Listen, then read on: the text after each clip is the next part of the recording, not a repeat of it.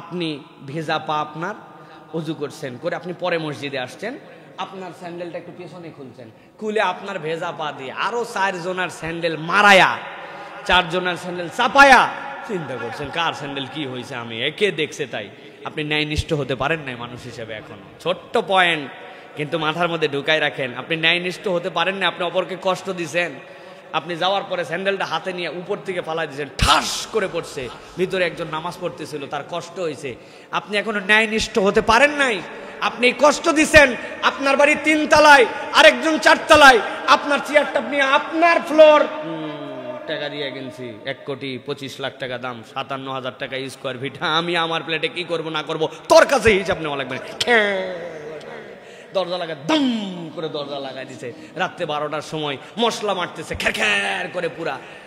আমার বাড়িতে আমি যা, আই ক্যান ডু এনিথিং। আপনি ভাবতেছেন জি না, আপনি এখনো ন্যায়নিষ্ঠ হতে পারেন না। ইসলাম ধর্মটা হচ্ছে একটা এটিকেটের, ইসলাম ধর্মটা হচ্ছে একটা ম্যানারের। আপনার সাথে ঝগড়া করতে আসছিল, তারপরে আপনি বলছেন আমি রোজাদার, ঝগড়া করবো না তোমার সাথে। আল্লাহ বলছেন তোমাকে যেই আল্লাহ এই ট্রেনিং দিল, সেই বান্দা তুমি ন্যায়নিষ্ঠ হতে পারো নাই, অপরকে কষ্ট দাও, অপরকে তুমি আরাম দাও না, অপরের হিসাব তুমি করো না। আল্লাহর কাছে আপনাকে হিসাব দেওয়া লাগবে। আপনি ফুলের গাছ একটা নিয়ে চলে আসছেন আপনার বারান্দায়, কে আপনারে আনতে বলছিল ফুলের গাছ?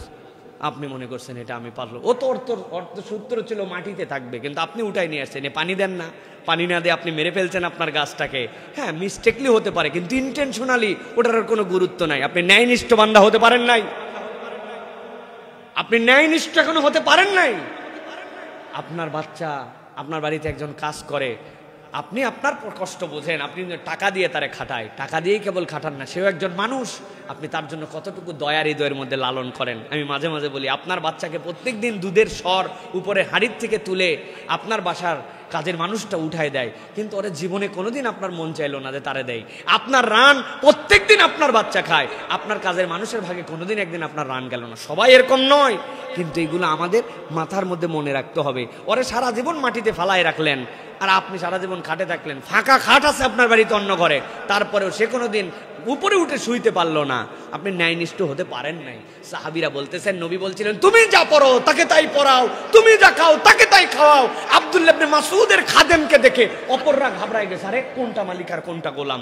বলে তুমি এরকম বলে, আমার নবী ওই দিন বলার পরের থেকে বাবা আমার থেকে ভালো ওরে দেই, কারণ আমি ফাঁসে যেতে পারি। আল্লাহ আমার হিসাব আমাকে নাও নিতে পারেন, কিন্তু ওর জন্য যদি আমারে ধরেন, সুবহানাল্লাহ। ওটা ছিল সাহাবীওয়ালা চরিত্র, ন্যায়নিষ্ঠ মানুষ ছিলেন তারা। আর আমরা এখন ন্যায়ের আশপাশে নাই, আমরা কেমনে কত অন্যায় করতে পারবো আমরা সেইটার মধ্যে আছি। প্রিয় ভাইয়েরা, রাস্তার মধ্যে বের করে পাইপটা রেখে দিচ্ছে, সরকারি জায়গা, পানি পড়ুক, রাস্তা ক্ষতি হোক, যা হোক, লোক যাক না যাক, এটা আমার কোনো ব্যাপার কিনা। আমি থাকি 10 তলায়, আমি কানটা খুসায়া ফালাই দিলাম কটন বাট, চলে গেল নিচে। আমি মনে করলাম আমি চিপসটা খাইয়া ফালাই দিলাম রাস্তার মধ্যে, খোসাটা ফালাই। আপনি ন্যায়নিষ্ঠ এখনো হতে পারেন নাই। আপনি হিসাব এবং বিবেচনা করেন। প্রত্যেকটা জায়গায় আমাদের ইহতিসাব করার জায়গা আছে।